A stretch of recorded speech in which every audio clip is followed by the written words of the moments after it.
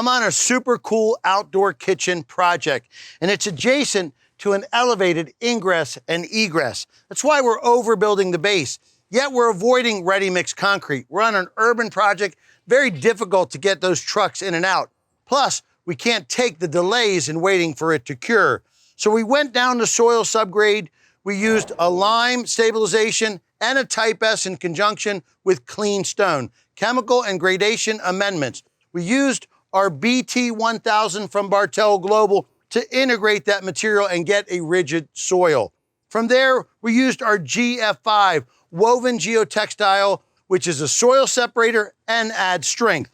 We put 3 inches of clean stone in and a layer of 30-30 Biaxial grid from Alliance. 3 more inches of clean stone and our final layer of the 30-30 Biaxial grid. 3 more inches and we'll be done. We've just gone from rigid to practically immovable. Next is our Quickie wall screed system from Pave Tool Innovators.